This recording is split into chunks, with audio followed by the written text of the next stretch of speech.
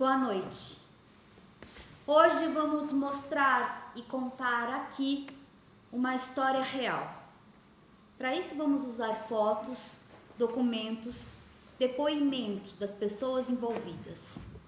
No entanto, sabíamos que tudo isso ainda seria pouco. Por isso, lançaremos mão de nossas habilidades de artistas do palco para nos ajudar nesta empreitada. Mas ainda assim é pouco. Para compor a nossa história, nós precisamos principalmente da sua imaginação e da sua capacidade de se colocar na alma dos nossos personagens e das pessoas dessa história real. Eu sou a Sheila, sou mãe solo, tenho 2 filhas, a Julieta e a Clarice. E essa história que vamos narrar, que mistura maternidade, loucura e perda, mexe muito comigo.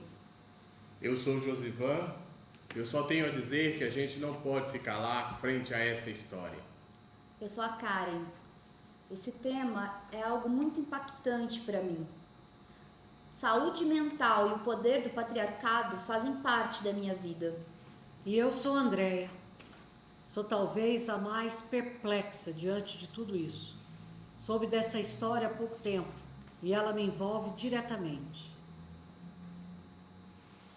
Daqui a pouco vocês vão entender.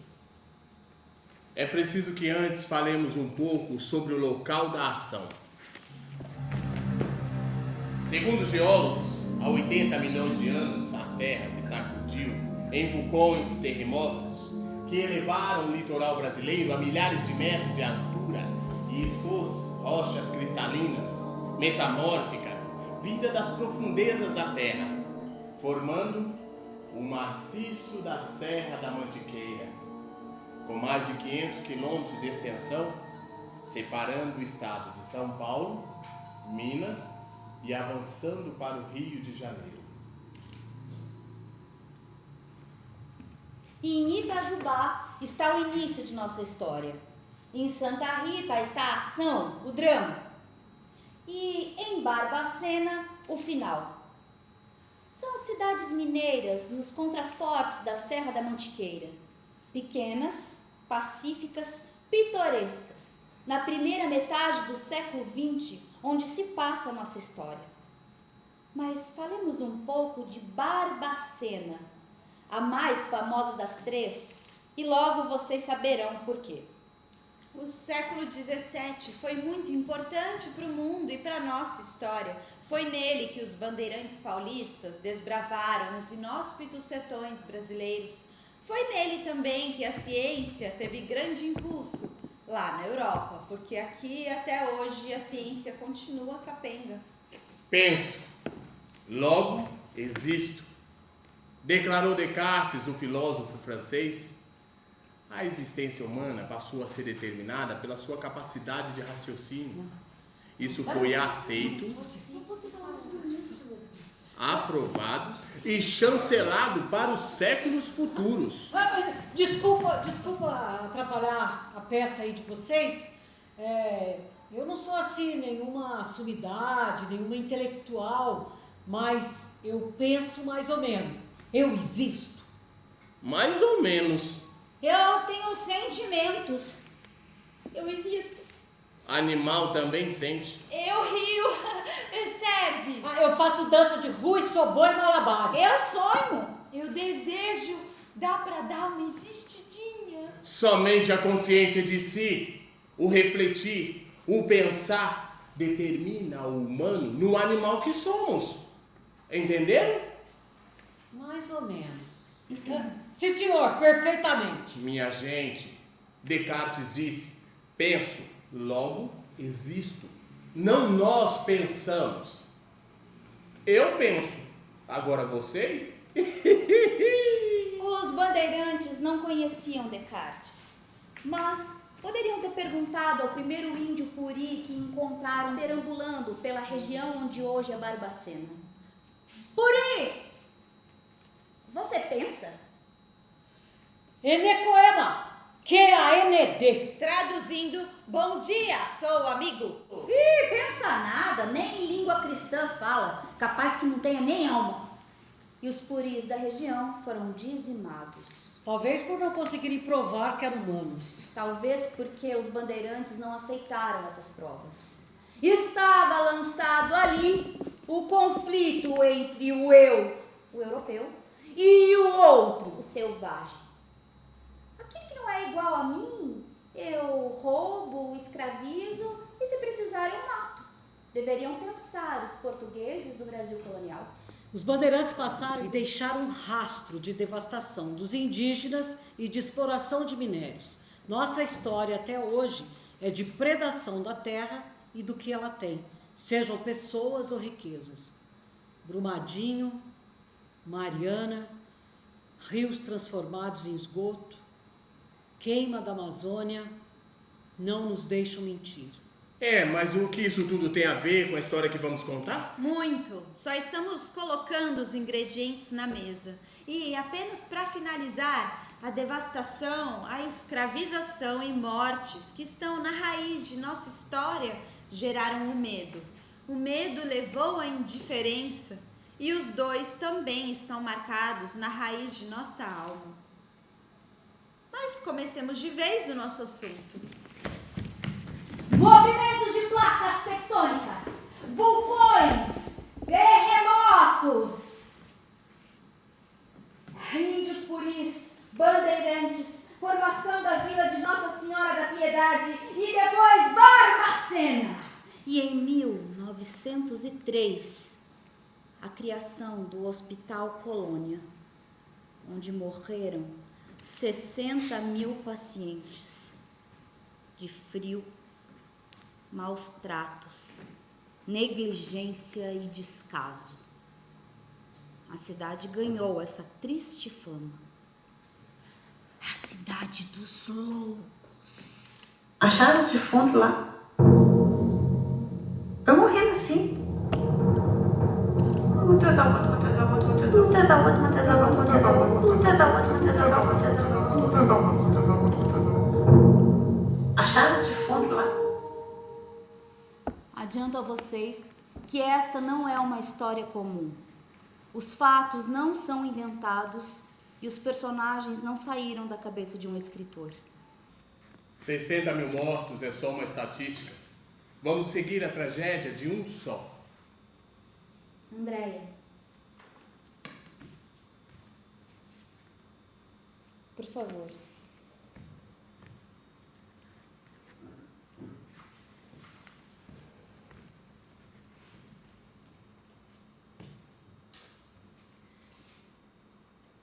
Quando penso nesses 60.000 mortos, penso que ali tinha uma pessoa da minha família, Letícia. Ela seria minha tia-avó, internada naquele inferno aos 28 anos. Morreu com 31. Tinha 3 filhas. Indignação é o que sinto. Me pergunto o que Letícia fez, o que fizeram dela. Por quê? Essa é a Antonieta, minha prima, neta da Letícia. Ela tentou desvendar essa história e nos deu poucas informações sobre a minha tia-avó. Eu me chamo Maria Antonieta em homenagem à minha tia, que foi a mãe da minha mãe, né? E a minha irmã se chama Letícia, que é a mais velha, em homenagem à minha avó, porque minha mãe não sabia se ia ter outra filha, eu sou a última. Então, minha irmã é Letícia, né? Bom, nesse pedaço todo, eu não estou contando muito na ordem, mas é o que eu estou lembrando, quando a minha avó teve essa mudança de comportamento, de pintar cabelo, de mudar para São Lourenço, para tentar a vida e tudo mais, isso manchou a honra da família Colete, no caso, né? E o único irmão dela, que é o Atílio, o que fez? Não sei se com o consentimento dos demais irmãos ou não, eu acredito que não posso dizer, ele colocou a minha avó no trem cargueiro e levou para o manicômio em Barbacena. Quem é Letícia? Não é mais que um retrato que temos dela. É bela na fotografia, mas é pouco. Esse retrato me bate como uma ausência, um vazio. Alguém próximo com quem não convivi. Alguém da qual a família pouco falou, talvez por vergonha, talvez por culpa. Tenho infinita compaixão por essa parente que não conheci.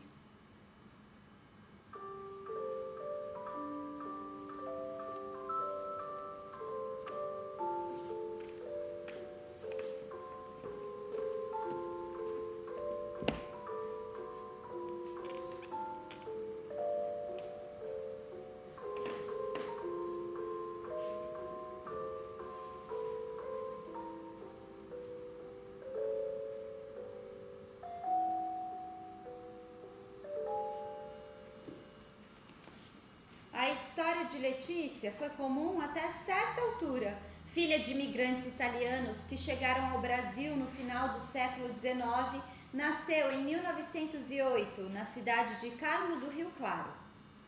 De todas estas pessoas, interessam para nossa história apenas 5. Os irmãos Poletti, Atílio, Carlota e Letícia, e os irmãos Souza, João, futuro marido de Letícia, e Mariquinha. Carlota era minha avó. Não a conheci, mas guardo as boas lembranças que as minhas irmãs têm dela. Mais tarde falaremos dela também. A rigor, a história de Letícia não começa em 1908. Como dissemos, começa no século XVII, quando o ser humano foi definido a partir da razão. Apenas quem tinha razão sã poderia ser considerado um ser humano completo e normal. Nesta mesma época começou a se fortalecer a ideia de que o mundo era uma máquina perfeita e que todas as suas partes se encaixavam e se movimentavam com precisão. Num mecanismo perfeito, cada parte, cada peça tem o seu lugar e desempenha sua função. Tudo muito bem ajustado, inclusive o ser humano.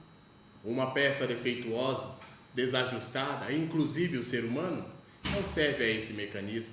Deve ser refeita, consertada. Foi para tentar consertar essas peças desajustadas que se construiu em 1903 o Hospital Colônia de Barbacena.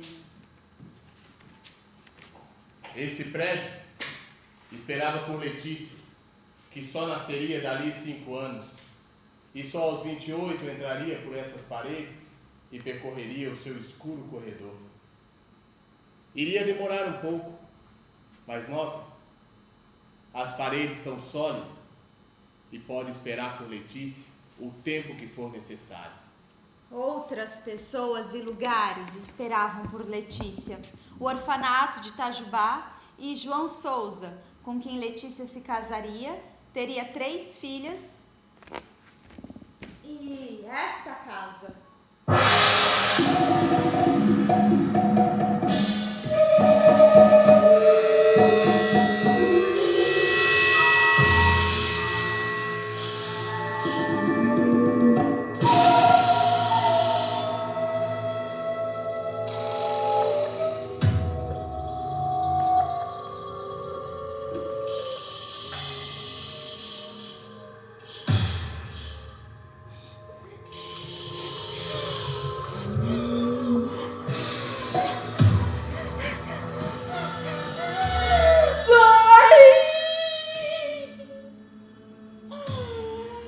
Dor de rasgar a corpo de que fui feita, e a alma que sou agora.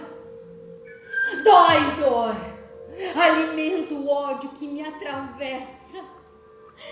Perdure a dor e perdure o ódio. Até...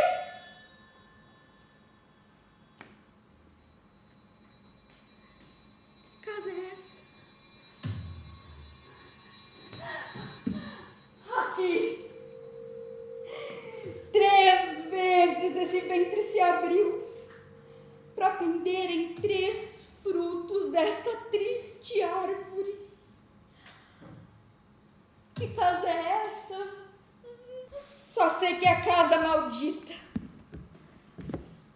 Apenas lembro que em tempos passados caminhei em direção a um futuro que me esperava de garras abertas.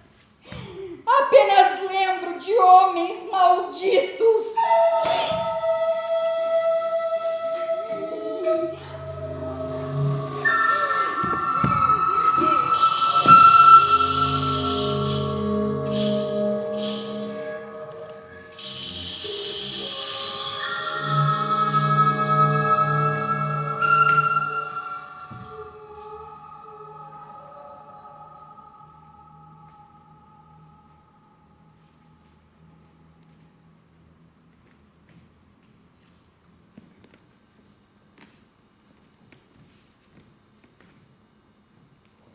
Tá tudo bem, André? Você quer alguma coisa, uma água? Tudo bem. Pode continuar, Júcia. Foi necessário criar essa personagem de ficção, porque nem tudo na vida são apenas fatos. Na vida de Letícia, com certeza havia desejos não manifestados, vontades não realizadas, sonhos invisíveis aos olhos, e tudo isso precisaremos inventar para ter uma imagem dela mais próxima do real.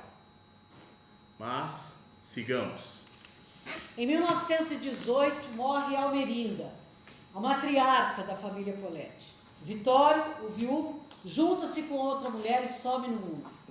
Atílio, o irmão mais velho, interna Carlota e Letícia no orfanato de Itajubá. Existe um destino completamente desconhecido, o imponderável, o acaso, e existe outro perfeitamente previsível. Infelizmente, este último é o que mais nos atinge. É o destino tecido por muitas mãos, o Estado, a família, as ideias. Essas mãos, mais do que o acaso, teceram o fio da vida de Letícia. Esse é João Souza, futuro marido de Letícia. Ele era herdeiro de uma rica fortuna em casas e fazendas na cidade de Santa Rita. Mas, por enquanto, apenas bebe, joga e dissipa a fortuna da família, à espera do que mais o destino tem a lhe oferecer. Atílio! Pouco sabemos dele, a não ser que era o irmão mais velho de Letícia e um bom vivan. Pouco amigo do trabalho, sabemos também que era colega de farra, de jogo e de bebida de João Souza. Não tinha como ficar na pensão de minha mulher. E depois, menina nova é melhor casar do que se desencaminhar. Com o marido está guardado. Meu pai, quando minha mãe morreu, sumiu no mundo com outra mulher. E eu vou ter que tomar conta de filho que não pus no mundo? Talvez isso tudo tivesse passado pela cabeça de Atílio. Talvez não. Não sabemos. Minha avó Carlota sai do orfanato aos 16 anos. Namora, noiva e casa em 3 meses, segundo os gracejos da família. Não a conheci, mas dizem que ela era muito alegre, fumava muito e adorava festas. Mas de vez em quando a melancolia e a tristeza a jogavam por dias na cama, quieta, sem reagir. Minha mãe dizia que ela ficava deprimida por causa da irmã Letícia.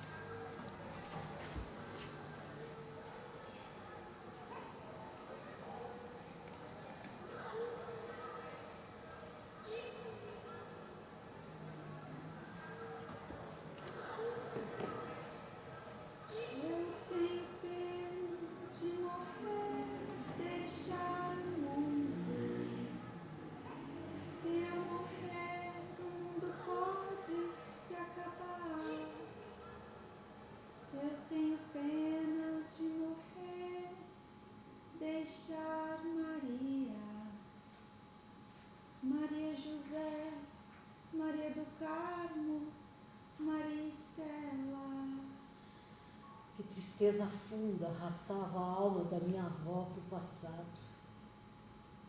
Não sabemos a resposta, mas tentaremos imaginar.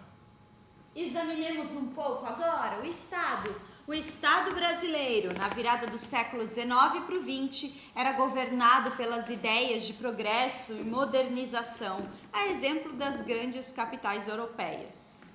Belo Horizonte, fundada em 1896, foi um exemplo disso. O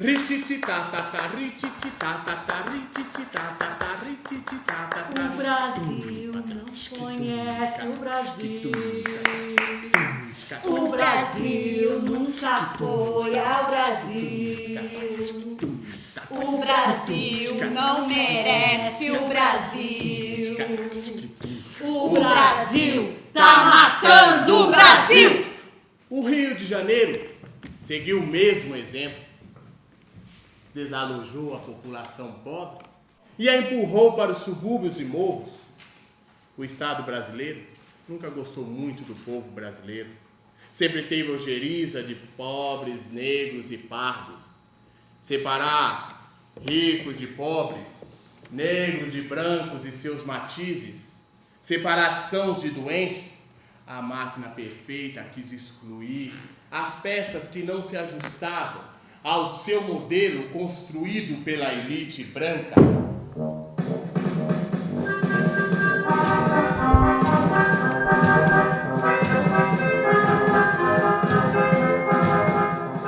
E neste ato, invocando a ciência dos homens e a misericórdia divina, inauguro solenemente o Hospital Colônia de Barbacena, destinado a trazer alívio às dores morais e aos males da alma de nosso povo.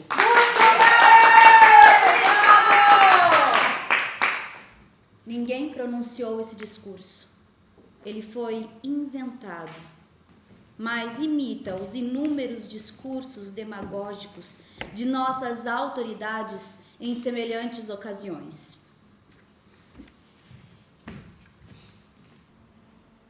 Como você entrou no Hospital Colônia? Fui pedir emprego a um deputado nosso, ele deu carta. Tem alguma qualificação para tratar dos doentes? Não precisa. Eram só 2 remédios para deixar o povo calmo, botar o capim no sol. Capim? Eles urinavam no capim à noite, às vezes até obravam, faziam a necessidade, sabe? Que capim era esse? Capim, onde eles dormiam horas. O capim do colchão. Que colchão? Cama, colchão tinha no começo. A senhora vê, o hospital era para 200 pacientes. Começou a lotar 500, 1.000, 2.000. Nos anos 60, tinham 5.000 doentes. Onde esse povo todo ia dormir? Só no chão mesmo. E o que mais você fazia? De um tudo. Ajudava na cozinha, na limpeza, amarrava e botava os eletrodos na cabeça para dar choque. Como assim? Tinha máquina de dar choque para acalmar os doentes. A senhora entende? Não consigo entender. Muitos deles morriam. Até criança tomava. A noite desceu sobre minha alma. Dá licença um momento. E esse ódio me mantém viva. E eu viverei dele. Até que meu corpo seja consumido pela terra. Sem cruz, nem nome. Dói viver essas paredes sujas. Mas que doa! Que arda! Que corte! A dor tem de ter reparação. Tem de ter justiça! Justiça! Justiça! Se acalma, faz o choque! Tem de ter justiça! Pessoal, me ajuda! Justiça! Justiça! Justiça!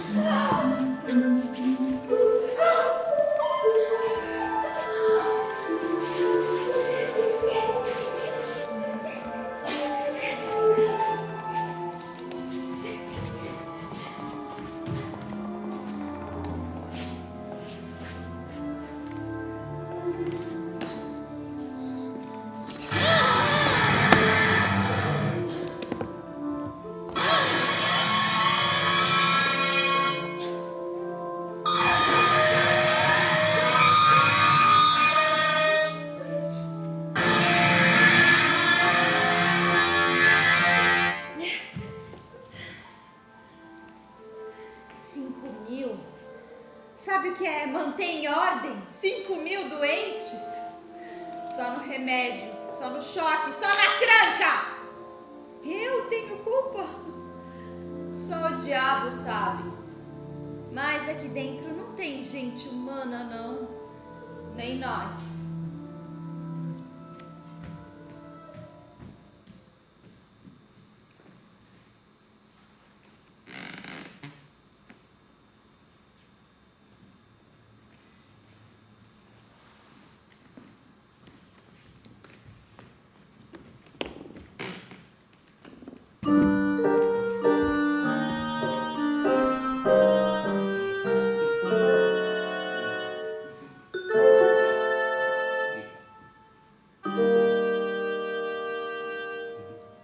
Tem coitado que tinha pra dar pro hospício aí. Dá pra gosto você conversar com ele. Eu tenho que conversar direitinho. Tinha outros que falavam.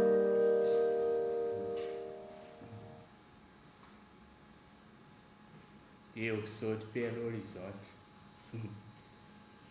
Eu vim quando criança. Eu queria morrer.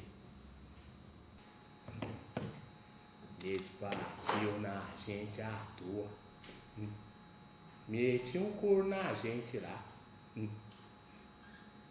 Punha a gente na cela, pelado, sem roupa nem nada.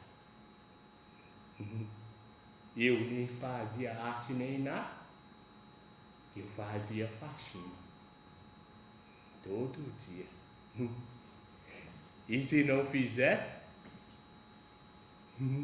metia um couro na gente. Foi meu pai que me internou lá.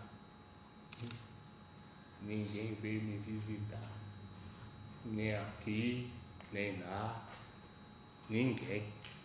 Foi assim, das chapadas e das montanhas, das cidades e do fundo dos sertões, dos lugarejos e povoados, perto e distantes eles vinham. Bobos, meninos muito tímidos ou peraltas demais, adolescentes incorrigíveis, desobedientes, epiléticos, desorientados, pessoas em crise de nervos, homossexuais, mendigos, andarilhos, meninas desonradas, prostitutas, desajustados variados. Só 30% deles tinham problemas mentais. Vinham empurrados por familiares, mandados por delegados, aconselhados por padres ou vizinhos, despachados por inimigos políticos. Chegavam às estações de trem. Até hoje eu tô com saudade do meu pai. Eu morava mais pai e mãe, no ermo, nas distâncias, lugar desamparado de tudo. Um dia o trem desconjuntou algum mecanismo e parou lá perto de casa. Eu, criança, corri ver. No último vagão estavam eles, tristes, quietos. Homem, mulher, velho e até menino. Dá um gole d'água. Foi um rapazinho preto que pediu. Corri, peguei, dei, bebeu. Agradecido. Disse e começou a cantar. Eu vou remando rio abaixo, sinhá.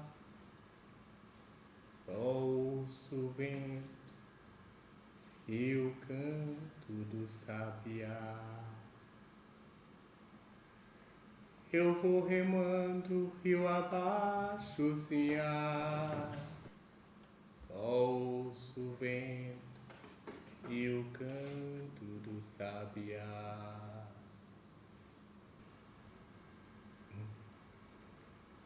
O prendeu um solavanco, apitou e se foi. Deu um aperto, sabe? E eu chorei. Os personagens são inventados, mas todos os fatos aqui relatados são reais. Deixemos de lado por instantes esses assuntos penosos e voltemos à nossa história. Sheila, você pode, por favor, representar a Letícia? Na segunda metade, aliás, na primeira metade do século XX, não era nada bom nascer pobre, nem negro e nem mulher. Letícia se safou das duas primeiras condições. Aos 13 anos, deixou a vida dura do orfanato. Descarta. 7 de ouros. Eita, torna. Eu truco seus 2. Venha. 7 copos. Zap. Já dissemos que Atílio era colega de farra, de bebida, de João Souza. João, tem um assunto a lhe propor. O mundo se abre repleto de medo, mas também cheio de boas promessas. Talvez esse fosse o sentimento de Letícia ao chegar à casa do irmão, vinda do orfanato. Letícia, você já está na idade de tomar assento na vida. Aqui na pensão não pode ficar. É melhor casar. Eu tenho um pretendente rico. Talvez Letícia tivesse desejos, talvez até vontades, talvez até desgostou, talvez até se revoltou. Não! O destino é traçado também pelas ideias, e nas ideias da época a mulher obedece à vontade do homem, pai, marido, irmão mais velho. O fato é que Letícia casou-se com João Souza. Podemos imaginar que João saiu da posse do marido, saiu da posse do irmão mais velho para a posse do marido. Ou podemos imaginar que Letícia tenha mesmo se apaixonado por João Souza.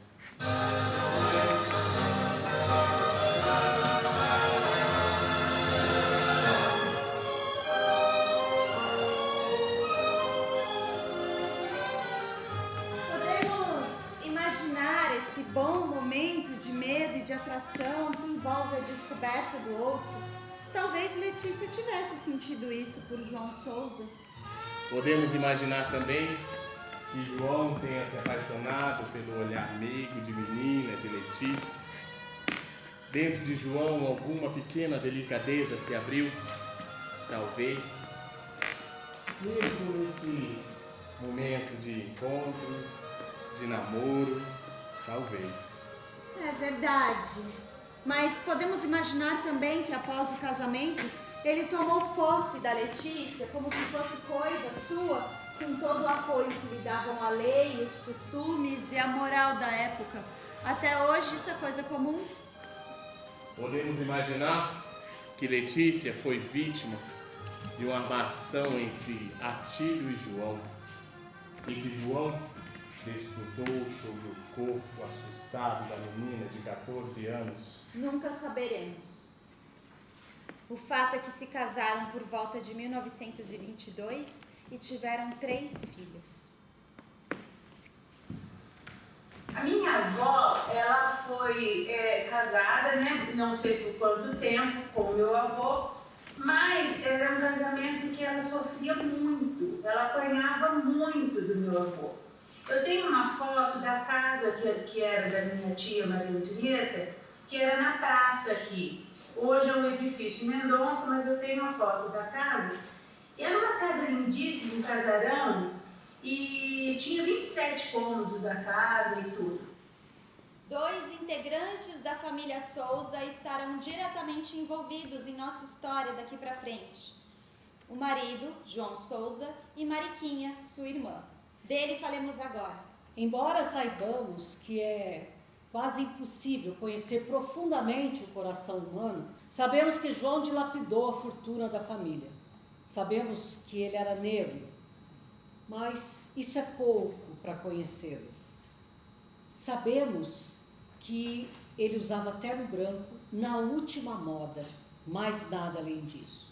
Sabemos que ele era homem, e isso diz um pouco mais sobre ele. Eu lembro que tinha um banheiro no porão, muito sombrio, muito escuro, muito gélido, uma coisa assim que impressionava a gente que era criança. E minha mãe conta que o meu avô batia muito na minha avó ali e fazia ela tomar banho gelado naquele chuveiro ali. Naquele tempo, o homem era o cabeça do casal, o chefe da casa. Sua vontade era lei, seu mero desejo era uma ordem. E muitos hoje querem que assim continue sendo. O cabeça do casal é o que pensa. Quem pensa, logo existe. Logo, mulher não pensa, ou pensa pouco, ou pensa errado. Logo, existe pouco ou existe errado. Não é lá muito humano. Um animal não é humano, não pensa. Existe para o trabalho e para a procriação. Felizmente, um costume não é lei e nem todo homem partilhava essas ideias. Não sabemos o que João pensava, sabemos apenas que ele batia muito em Letícia e que Letícia teve 3 filhas dele. Mas por que Letícia apanhava tanto quanto nos conta sua neta Antonieta? Não se tem notícias que João fosse um caráter violento, desses que fazem arruaças pela cidade. Talvez ele apenas batesse na mulher, o que não era incomum naquela época. Aliás, nem hoje em dia. Se João não era particularmente violento, por que Letícia apanhava? Será que ela era uma mulher submissa? Não existe ser humano submisso. A submissão é aprendida aos poucos, através dos anos, com muitas ameaças e violência. E nunca é aprendida completamente. Talvez Letícia não fosse uma mulher submissa. E pensamos assim por algumas decisões que ela tomou mais tarde e que logo traremos para conhecimento de vocês.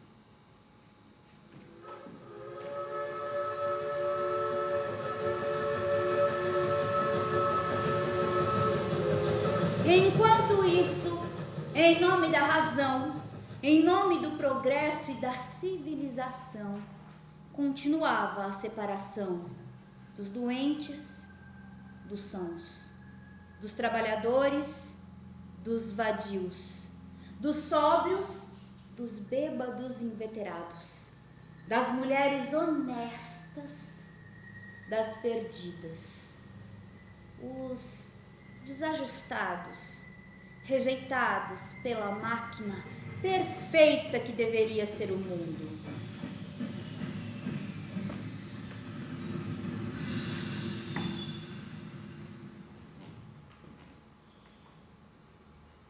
O senhor quem é?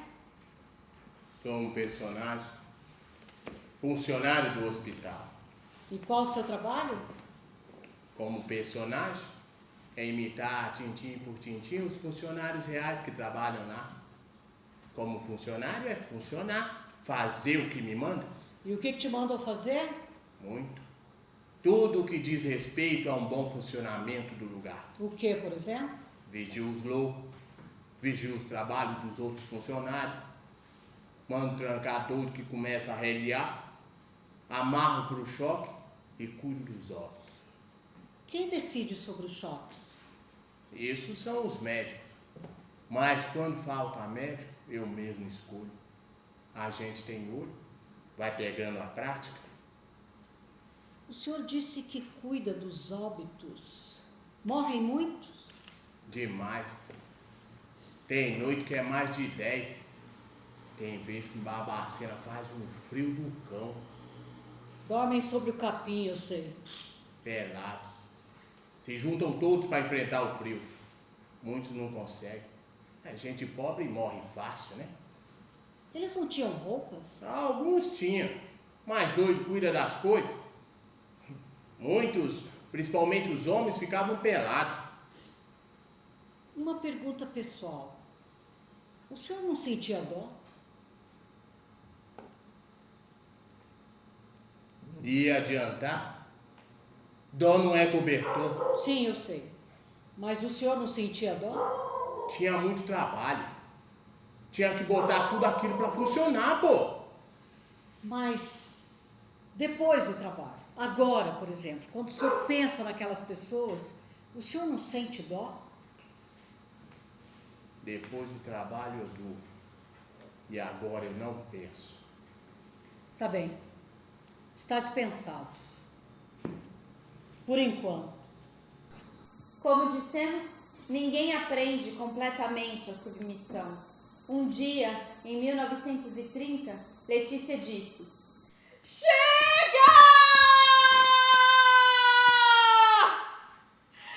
Basta! Acabou!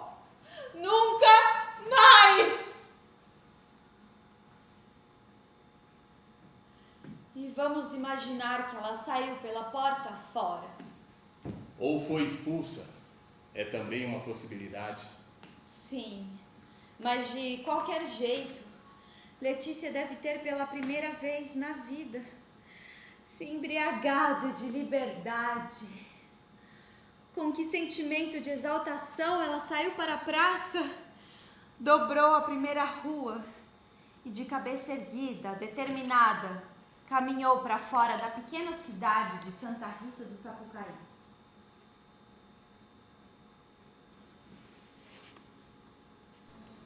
Depois de ter bebido largos goles de forte liberdade, é bem capaz que uma tristeza doída veio bater a porta do seu peito.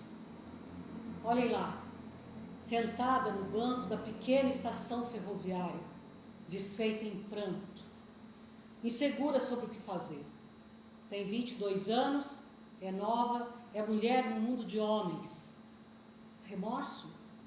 Com certeza não. Só sente pelas 3 filhas ausentes. Ela sofreu muito e eu acho que ela chegou no ápice do sofrimento dela. Até que quando a minha primeira tia Maria José tinha 9 anos, ela se separou do meu avô. Sabe? Ela se separou e foi tentar a vida dela. Tanto que ela trabalhou no Hotel Guanabara, acho que em São Lourenço, de cozinheira. E lá, saindo de uma cidade como Santa Rita, que naquela época era muito pequena, pintou o cabelo, se evoluiu um pouquinho, digamos, para a época. E isso rotulou a minha avó como uma pessoa da vida, uma prostituta, talvez aos olhos da sociedade. Letícia estava livre pela primeira vez em sua vida. João chamou sua irmã Mariquinha, professora primária, para cuidar das crianças. A essa altura, João já havia dilapidado grande parte do patrimônio herdado dos pais. Nunca havia trabalhado e não era agora que haveria de começar. Manter a casa, inclusive o irmão, coube a Mariquinha.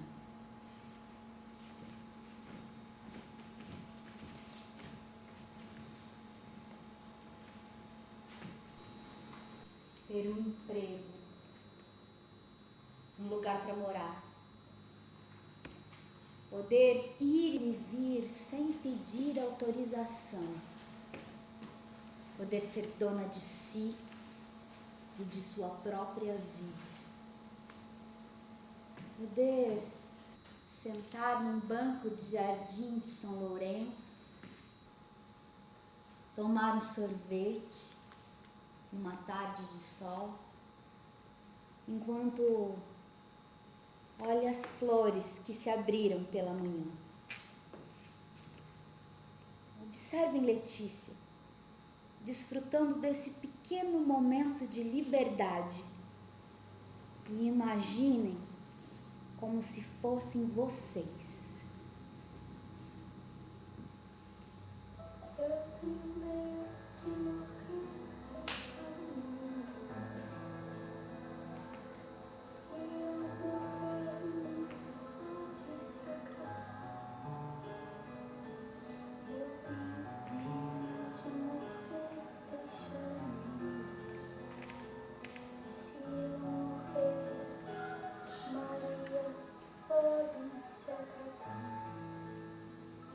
mas faltavam as filhas.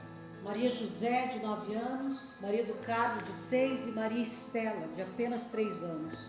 João havia conseguido a guarda das filhas, das quais não cuidava, deixadas ao encargo da irmã.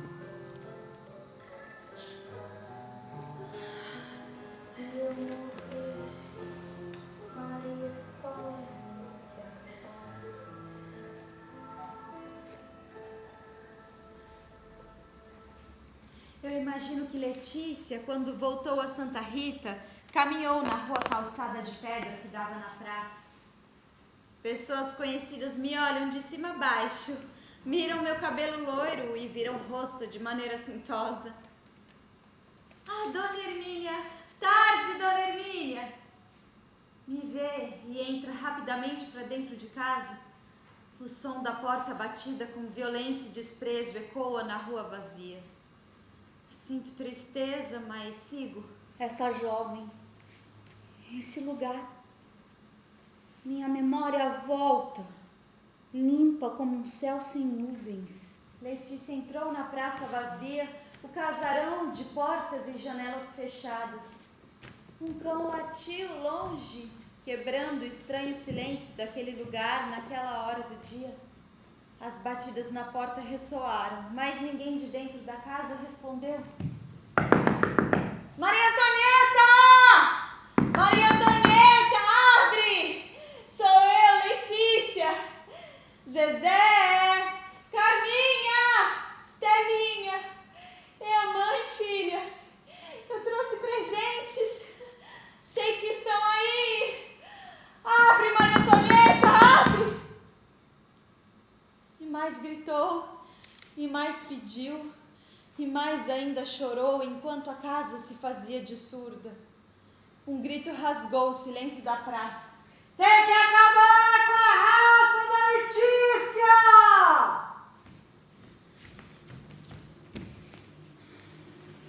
Fui eu sim que gritei. Só não vou dizer meu nome porque não era a única que pensava assim. Onde já se viu essa desavergonhada tem coragem de vir aqui? Mãe sofre calada, mas não abandona os filhos. Isso é puta que corre atrás de homem. Tem que acabar com a raça da Letícia!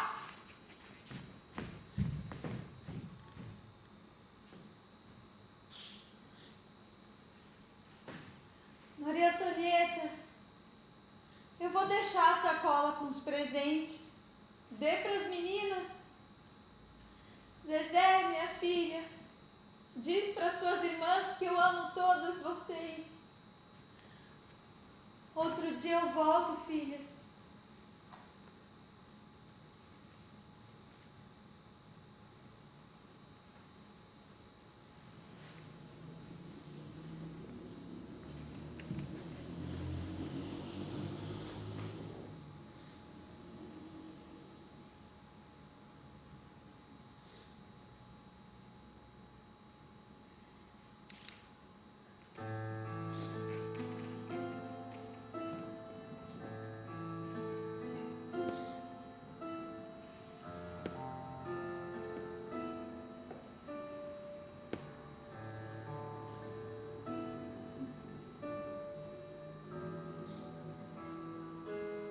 Minhas filhas,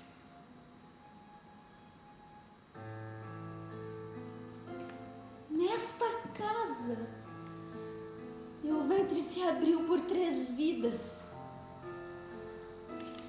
Aqui, por 3 vezes testemunhei em mim o milagre de gerar. Bendita a memória que me volta, limpa e alegre como os olhinhos delas recém-nascidas. Filhas! Maria Antonieta!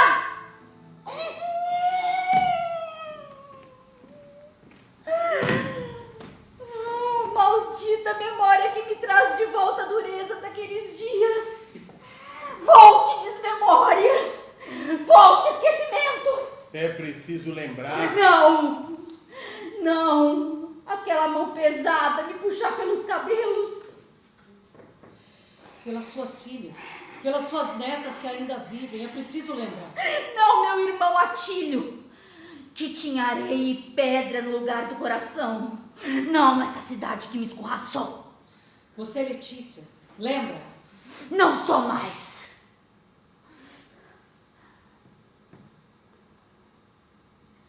Eu sou apenas um vento pesado que passa e envenena. Não esqueço e nem perdoo. Minha ira me mantém viva para buscar reparação, algum tipo de justiça. É tão pouco aquilo que peço. Toda bala que Letícia trazia estava envenenada. Todo brinquedo tinha malefício. Todo presente era amaldiçoado.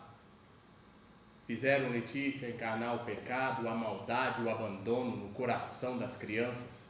Inúmeras vezes Letícia voltou para ver as filhas. Uma vez, afrontando a ordem expressa de João, Mariquinha deixou que ela visse a menor, Maria Estela. As outras, Maria do Carmo e Maria José, espiavam a mãe de longe, encolhidas de medo. Entrei na rua e a voz da mulher ecoou como sempre. Tente acabar com a raça da Letícia! Segui.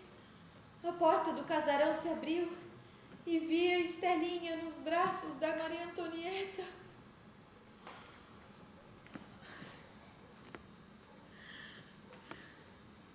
Meu Deus! Riso, tristeza, dor, saudade. Então tudo foi rápido e excessivo. A minha alegria, o amor há tanto tempo contido e o terror da menina quando veio aos meus braços.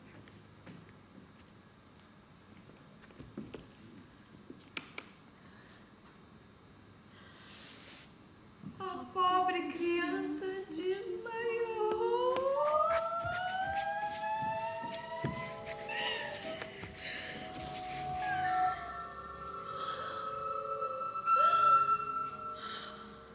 E eu pergunto a vocês, tem perdão um crime desse? Letícia não sabia, mas o seu tempo estava se esgotando.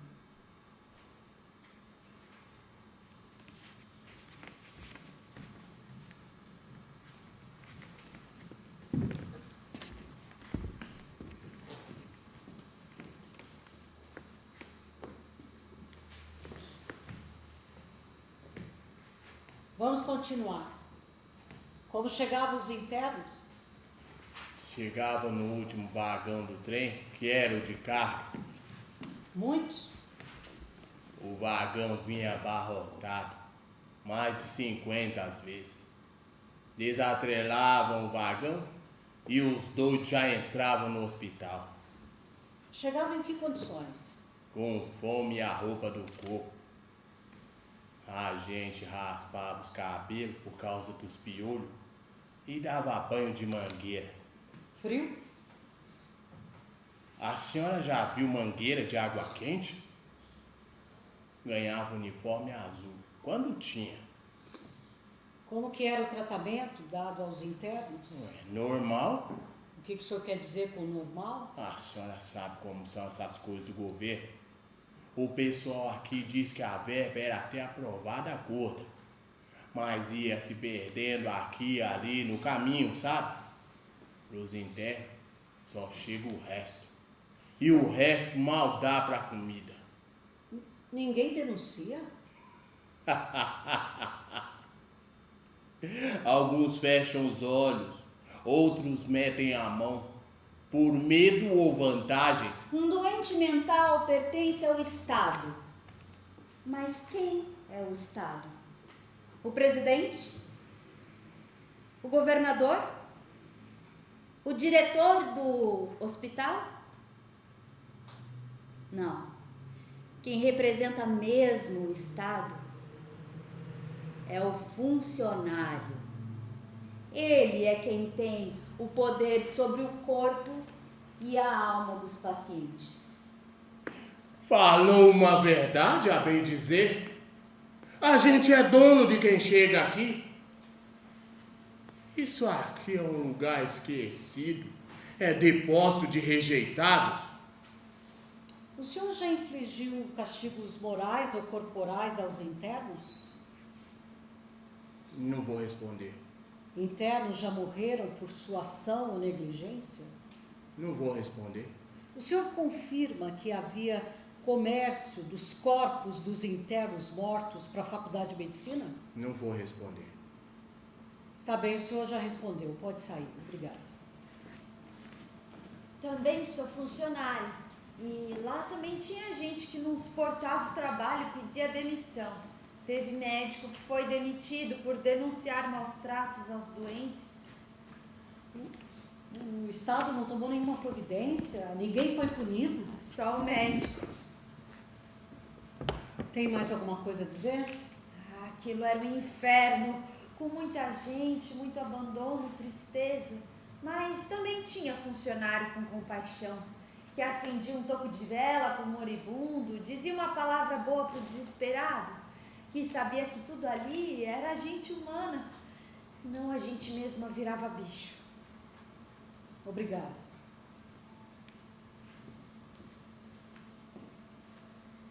Maria Antonieta, minha prima, nos contou que guarda uma imagem dura. Sua mãe, Maria Estela, disse uma vez que Letícia foi presa em Santa Rita. A polícia rasgou as suas roupas e bateu nela nua.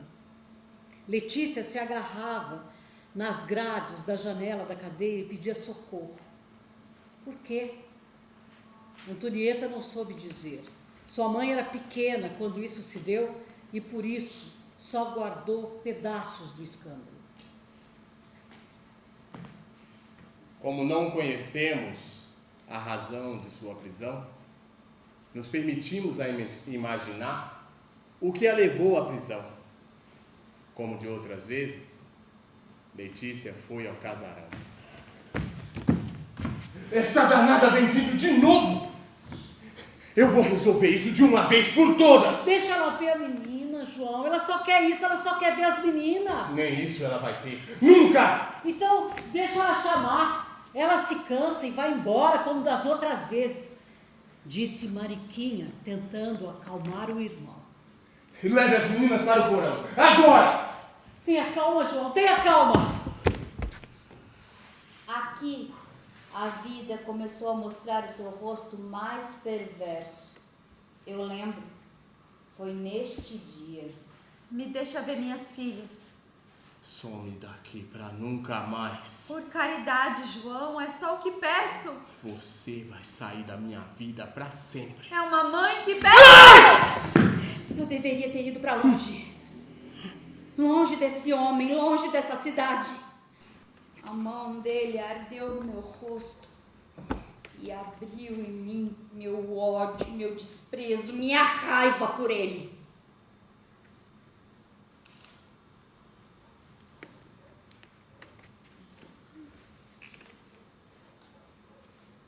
Me perdoa, João, por você ter me batido. Me perdoa, João, por toda vez que eu bulico a sua raiva. Me perdoa, João, por toda vez que eu lhe obriguei a levantar a mão contra mim. Foi o que fiz, eu lembro, e penso que estava certa. Cansada, sozinha no mundo, me ajoelhar era só uma humilhação a mais. Eu te peço de joelhos, João. Não, eu não vou me humilhar mais. Eu não vou pedir mais nada pra ninguém. Letícia, vai embora. Desse ponto não há mais volta, eu sei. Eu não me importo. Aquieta seu coração, Letícia. Eles vão começar a traçar o seu destino. Eu não suporto mais. Nada mais me importa. Eu só saio daqui depois de ver as minhas filhas. Está ouvindo, João? não há força que me arraste daqui. Havia. João chamou a polícia e eles levaram Letícia e a surraram nua na cadeia.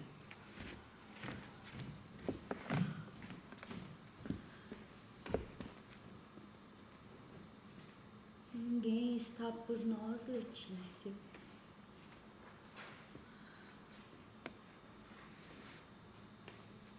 Ninguém nunca esteve.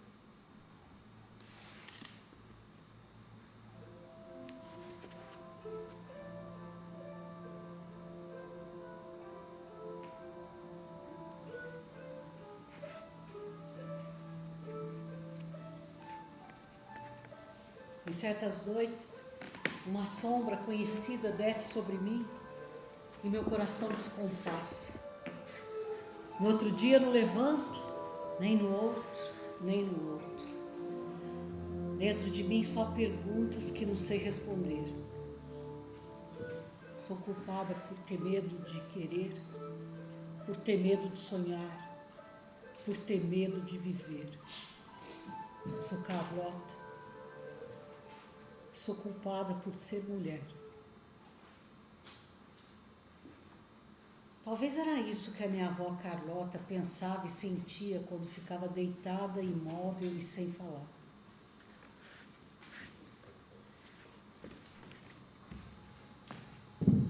Nem a ciência, nem a religião, nem a política, nem a moral e os bons costumes, nem as ideias da época vieram ao socorro desses infelizes. Os pobres, os desajustados de toda a espécie, eram encerrados dentro dessas paredes, confinados, esquecidos, até que desaparecessem.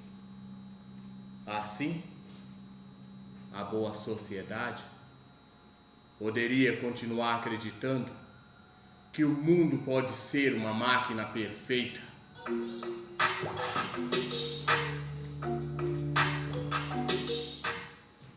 Reparem nas evidências que quase ninguém percebe. São negros, pardos, pobres, a maioria dos internados. Como são negros, pardos, pobres, a maioria dos presidiários. Como são negros, pardos, pobres, a maioria dos mortos nas periferias, dos doentes nas filas dos hospitais. O Estado brasileiro sempre teve desprezo pela maioria do seu povo, de negros, pardos e pobres.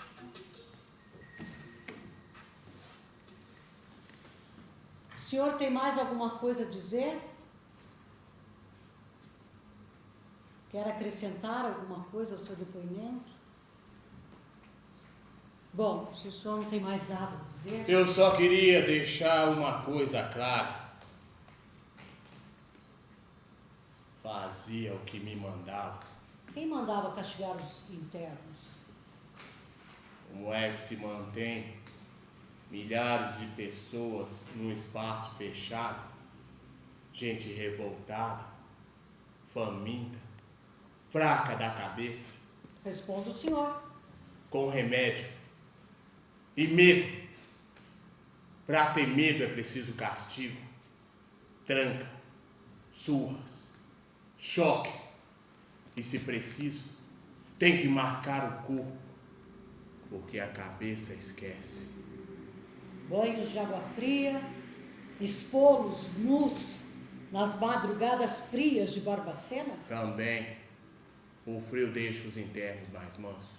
Então o senhor admite... Eu não admito nada. O caso é que teve alguém que teve a ideia de construir isso aqui. Com certeza gente respeitável. Tem gente que mantém isso aqui. Com certeza gente respeitável. Tem gente que assina as ordens de internação, pessoas bem consideradas socialmente. Tem gente que mandou caçar os loucos nas cidades do país, pessoas bem consideradas. Tem quem faz as leis. E todos têm as mãos limpas. Apenas eu tenho as mãos sujas. É verdade que muitos internos trabalhavam? E que funcionários ficavam com a remuneração? Em todo lugar se aproveita de quem não reclama. E quem reclama é castigado. Esse é o espírito da coisa. O senhor tem mais alguma coisa a dizer? Isso aqui é um lugar esquecido, depósito de rejeitado. Foi construído para isso ou se tornou isso com o tempo? Explica melhor. Que casa de tratamento é essa? Que não consegue curar os seus doentes? Quantos saíram daqui curados? Daqui só se sai morto. Ninguém tinha alta? Alguns tinham. Que nem loucos e nem ficaram loucos aqui dentro. Mas as famílias vinham buscar? Não queriam ou não podiam. Depois que as faculdades de medicina pararam de comprar os corpos dos internos, vocês começaram a comercializar os ossos. Cozinhavam os corpos para retirar os ossos à vista dos internos. Nunca fui uma boa pessoa. Desde menino. Talvez com o tempo eu até pudesse melhorar um tanto. Mas aqui me fiz pior. Aqui encontrei campo para crueldade. Encontrei liberdade para ser cruel. Eu estou doente. Próstata.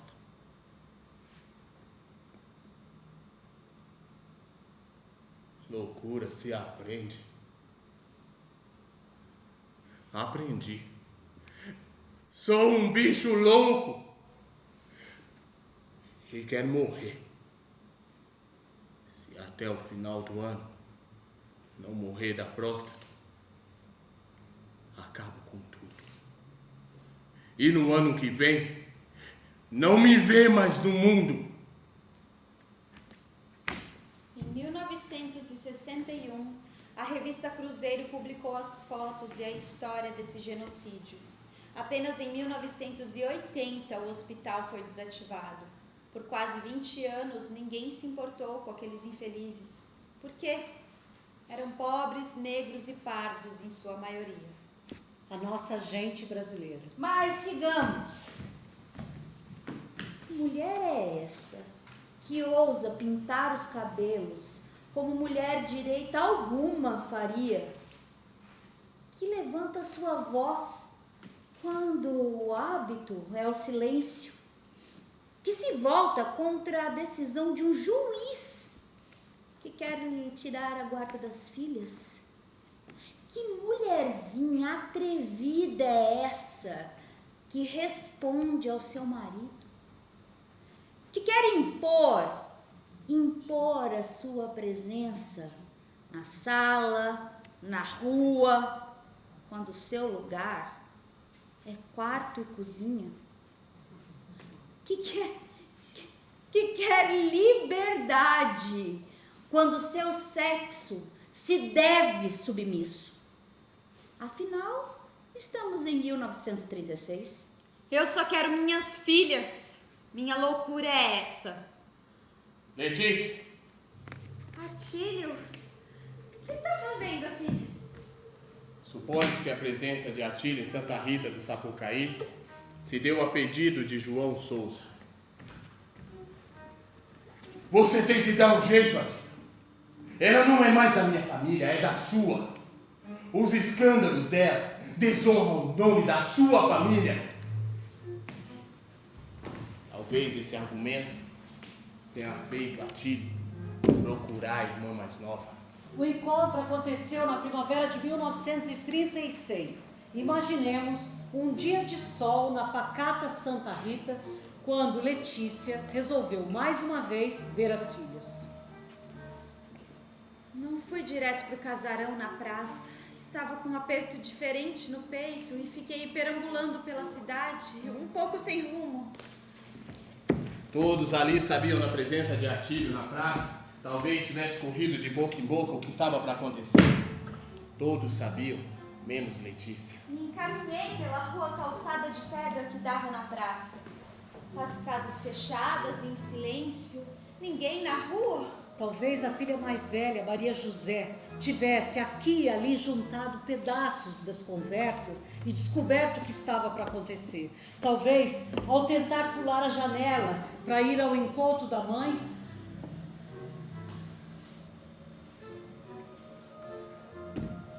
foi surpreendida pelo pai. Talvez uma mulher que viu Letícia passar na rua teve um impulso de avisá-la do que a esperava.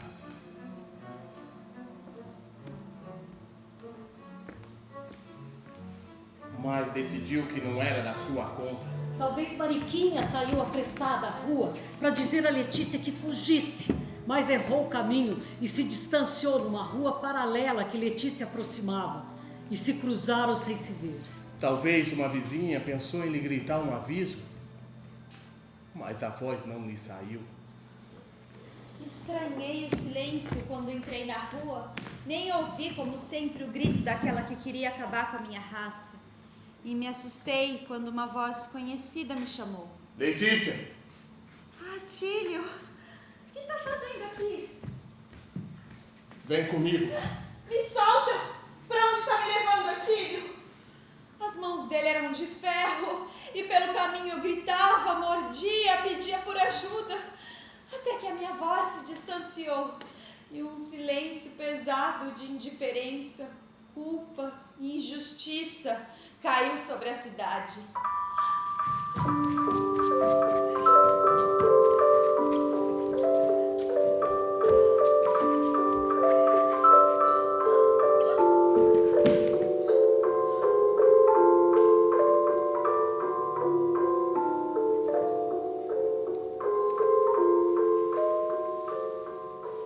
Oi? Vocês lembram de mim? Eu era aquela moça que morava nas distâncias e que deu água pro rapazinho quando o trem de doido enguiçou lá perto de casa. Trem é coisa que figura levar a gente para mundo aberto, vida livre, para as aventuras. Mas desde aquele dia não figurou mais. Eu venho aqui ver passar um nó no peito, o trem dos doidos.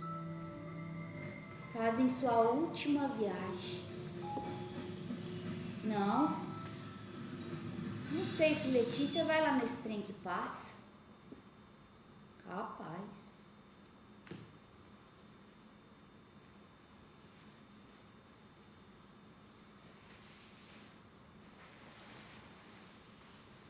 Letícia foi internada no hospício de Barbacena na primavera de 1936. Faleceu no inverno de 1939. Isso é tudo. Essa é a sua história. Este foi o seu final real. Como nossa história mistura realidade e ficção, nós inventamos um outro final.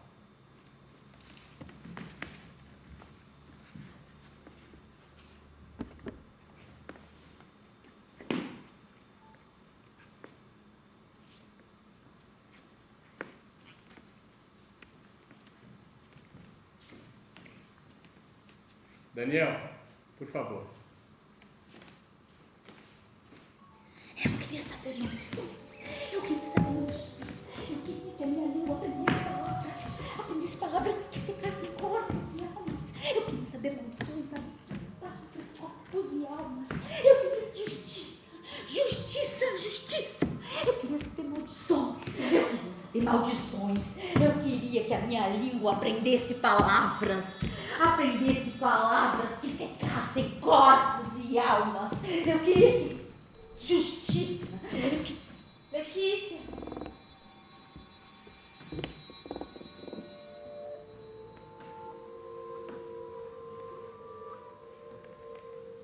Não foi Deus nem o acaso que traçou seu destino. Foram os homens. Eu sei!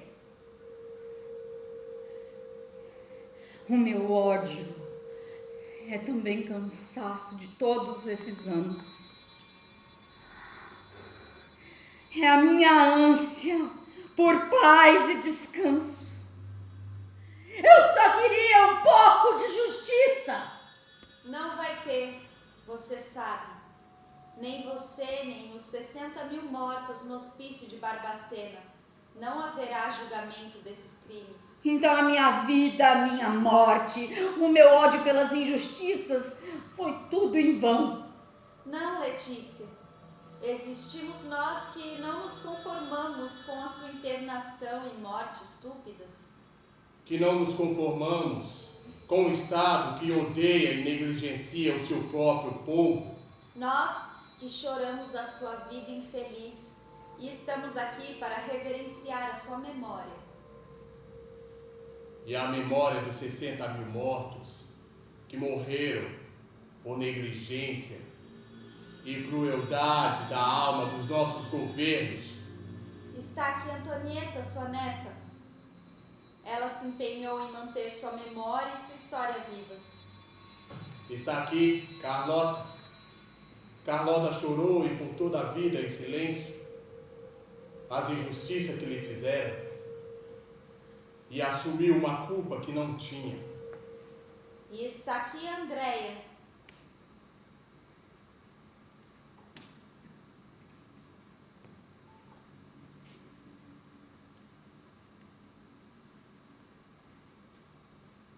Estou aqui, Letícia, neta da sua irmã Carlota, indignada e emocionada, celebrando a sua história. A senhora está viva entre nós.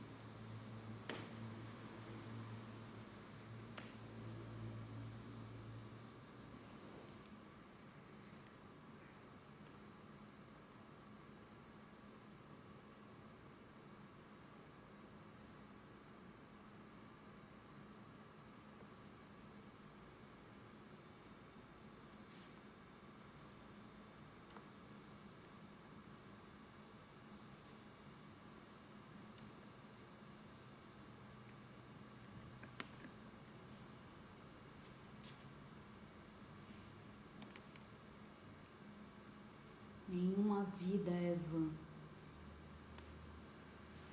Ninguém pode ser senhor da vida de outro.